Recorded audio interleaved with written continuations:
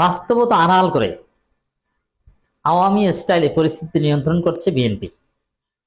দর্শক, বিএনপি অসম্ভব নাটকীয়তা করছে এবং এটা ফাঁস হয়ে যাচ্ছে। বিএনপির মধ্যে পরিবর্তনের কোনো মানসিকতা নাই, সত্য মেনে নিয়ে সংশোধনের কোনো মানসিকতা নাই। বিএনপি সত্য গোপন করছে, সত্যকে ধামাচাপা দিচ্ছে এবং সত্যকে ধামাচাপা দিতে আওয়ামী লীগের থিওরি ফলো করছে। দর্শক, রাষ্ট্র চালানো এত সহজ নয়, ভুল ত্রুটি হবে। আর ভুল ত্রুটি হবে এটা মেনে নিয়েই কিন্তু বিরোধী দলীয় সিস্টেম রাখা হয়েছে, সংশোধনের প্রক্রিয়া রাখা হয়েছে, পার্লামেন্ট রাখা হয়েছে এই কারণে যে ভুল ত্রুটি হবে, ভুলের লোকমা দিতে হবে, সংশোধন করাতে হবে। কিন্তু না, বিএনপি ভুল স্বীকার করতে চায় না এবং সংশোধন করতে চায় না।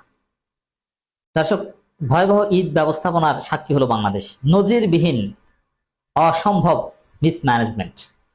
আওয়ামী লীগ আমলে, ইউনূসের আমলে এত মিসম্যানেজমেন্ট হয়নি। মানুষ অতিষ্ঠ, মানুষ নিরাপদে ভ্রমণের অধিকারটা পর্যন্ত পায়নি।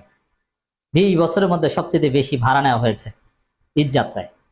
ঈদ তো শেষ, ঈদের পর এখন যখন মানুষ আবার তার কর্মস্থলে ফিরে যাবে তখন আবার এটা নেওয়া হবে এবং এই জন্য মাঠে নেমেছেন সড়ক পরিবহন ও সেতু মন্ত্রী। তার নিজেরই নাকি বাস টাস আছে অথবা বাস মালিক সমিতি থেকে তিনি পার্সেন্টেজ খান। এজন্য তিনি নিজে নেমে সত্য গোপন করার চেষ্টা করছেন, পরিস্থিতি ধামাচাপা দেওয়ার চেষ্টা করছেন সড়ক পরিবহন মন্ত্রী নিজে, কারণ তিনি এই চান্দার ভাগ পান, তিনি ভাগ খাওয়ার চেষ্টা করছেন। তো দর্শক, এখানে উচিত ছিল যে ঠিক আছে, কিছু সমস্যা অব্যবস্থাপনা, দ্রুত মোবাইল কোর্ট নামিয়ে দেয়া, অভিযান চালানো যে কেউ ভাড়া বেশি নিতে পারবে না, সরকার নির্ধারিত ভাড়া নিতে হবে, যেখানে ভাড়া বেশি দেবে সেখানে ব্যবস্থা নেওয়া হবে। না, এরকম কোনো কথা নাই, তিনি ফাটা গেস্টগিরি দেখেন। তো দর্শক, এবং বাস্তব কথা হচ্ছে যে একজন মানুষ ছাড়া আর কেউ বলেনি যে ভাড়া কম নেওয়া হয়েছে। সে একজন মানুষ হচ্ছে সড়ক পরিবহন মন্ত্রী, তিনি একা বলছেন ভাড়া কম নেওয়া হচ্ছে, আর কেউ বলতে পারেনি। এমনকি নৌ পরিবহন বা মন্ত্রী বা প্রতিমন্ত্রী তারাও কিন্তু বলেনি যে ভাড়া কম নেওয়া হচ্ছে, তারা বলছে যে আমরা ভাড়া কমিয়ে দিয়েছি। কিন্তু কম নেওয়া হচ্ছে এরকম নির্লজ্জ দালালি পার্সেন্টেজ খেয়ে এটা অন্য কেউ করেনি, একমাত্র সড়ক পরিবহন মন্ত্রী। শুধু এটা না, দেখেন আওয়ামী লীগ আমলে কি করাতো একটু স্মরণ করিয়ে দিই, তাহলে বুঝবেন যে বিএনপির নোংরামিটা কোন পর্যায়ে গিয়েছে। আওয়ামী লীগ তো অনেক বছর ক্ষমতায় থাকার পর এই পর্যায়ে এসেছিল, আর বিএনপি 1 মাসের মধ্যেই এই পর্যায়ে। কি সেটা? আওয়ামী লীগ আমলে মাঝে মাঝে বিএনপি কর্মসূচি আহ্বান করতো, বিভাগীয় সমাবেশ, তারুণ্যের সমাবেশ ইত্যাদি ইত্যাদি। তখন স্বাভাবিকভাবে বিভাগীয় সমাবেশ করতে হলে বিভিন্ন জেলা থেকে লোকজন আসতে হতো, অথবা ঢাকায় মহাসমাবেশের ডাক দিত, নয়াপল্টনে বিভিন্ন জায়গায় কখনো সবুজবাগে করতে হতো ইত্যাদি ইত্যাদি। তখন অঘোষিত সরকার দলের হরতাল চলতো, আর সেই হরতাল পালন করতো কারা? বাস মালিক সমিতি। দেখেন, বিএনপি জামাত হরতাল ডাকলে তখন বাস মালিক সমিতির লোকজন বলতো যে হরতাল আমরা মানি না, গাড়ি চালাবো। এবং কিছু গাড়ি ঠিকই চালাতো, বিআরটিসিতে চলতোই, ঝুঁকি নিয়ে হলেও কিছু গাড়ি চালাতো। একদম যাদের অতি নিরপেক্ষ বা ভয় ছিল তারা গাড়ি নামাতো না, তারা হরতালের সমর্থনে না, তারা ভয় গাড়ি নামাতো না। কিন্তু বাস মালিক সমিতি বলতো যে না, শ্রমিক সংগঠনগুলো বলতো যে না, আমরা গাড়ি চালাবো, এবং গাড়ি কম বেশি চালাতো। এটা ছিল সিস্টেম।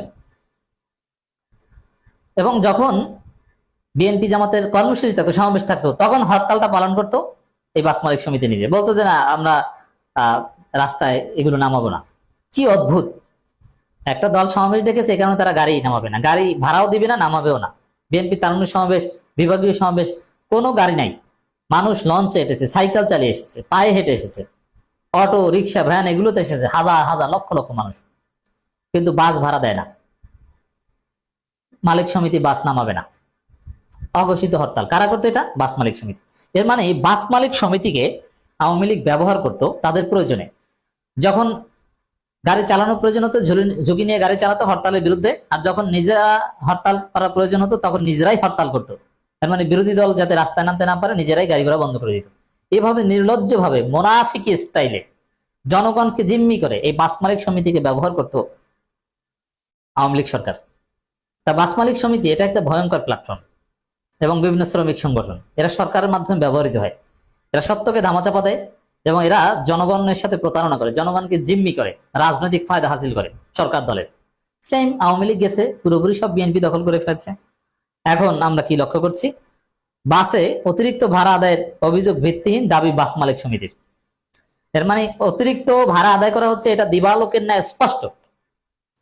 পশ্চিম পূর্ব দিগন্ত থেকে সূর্য উদিত হয়, এটা যেরকম সত্য, পশ্চিম দিগন্তে সূর্য অস্ত যায়, এটা যেরকম সত্য, চাঁদ আছে, সূর্য আছে, এটা যেরকম সত্য, সমুদ্রের জোয়ার ভাটা, এটা যেরকম সত্য, অতিরিক্ত ভাড়া নেওয়া হয়েছে প্রায় সব জায়গায়, দু এক জায়গা বাদে, এটা সেরকমই সত্য। আর সেই সত্যকে অস্বীকার করছে বাস মালিক সমিতিও, অথচ তারাই নিচ্ছে। আপনি দেখছেন যাত্রী কল্যাণ সমিতি একটা সত্য কথা বলেছে, যাত্রী কল্যাণ সমিতির বিরুদ্ধে ঝাঁপিয়ে পড়েছে। এই যে সংবাদ সম্মেলন করে বলছে, মানে এটা কি দেখেন, প্রথম কথা হচ্ছে মন্ত্রী বাটপারি করছে, এটা মন্ত্রীর যে কোনো কারণে হতে পারে, মন্ত্রী পার্সেন্টেজ পাচ্ছেন বা ইত্যাদি ইত্যাদি, কিন্তু আলাদাভাবে সংবাদ সম্মেলন করে সড়ক পরিবহন মালিক সমিতি বলবে যে না, অতিরিক্ত কোনো ভাড়া নেওয়া হচ্ছে না, এটা মিথ্যে কথা। এটা এটা কার পক্ষে নোংরামি করা হচ্ছে? আরে ভাই, অতিরিক্ত ভাড়া নেওয়া হচ্ছে না হচ্ছে তো আমরা দেখছি, আপনি সংবাদ সম্মেলন করে কি বলছেন?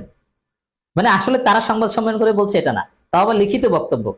এর মানে এটা ওই মন্ত্রী যা বলছে ওইটা করছে, এটা মন্ত্রী খেলার পুতুল এই বাস মালিক সমিতি। এই বাস মালিক সমিতির মাধ্যমে জনগণের সাথে প্রতারণা করা হয়, জনগণকে জিম্মি করা হয়, সত্যকে আড়াল করা হয়, কিন্তু পারে না। এই বাস মালিক সমিতি আওয়ামী লীগ আমলে যেটা বলতো যে না, আমরা আমরা গাড়ি চালানোর উপর নিষেধাজ্ঞা নাই, কিন্তু শ্রমিকরা চালাতে চায় না, মানে এরকম এক একটা উদ্ভট কথা বলতো। হরতালের সময় বলতো না, কিসের হরতাল, আমরা তো গাড়ি চালাবো, সব গাড়ি চলছে। আর গাড়ি না ছাড়লেও বলতো যে আমাদের সব গাড়ি ছেড়ে গিয়েছে। এরকম নির্লজ্জ মিথ্যাচার এরা করতো, কিন্তু জনগণ তো বুঝতো এগুলো সব ফাজলামি। এখন বিএনপি সরকার আমলে সেম ফাজলামি। এর মানে ওই যে বাস মালিক সমিতি বিভিন্ন কিছুর মাধ্যমে সত্য চাপা দিয়ে পরিস্থিতি নিয়ন্ত্রণের চেষ্টা, যেটা আওয়ামী স্টাইল, এটা বিএনপি হুবহু করছে, কোনো পার্থক্য এখানে আমি দেখছি না।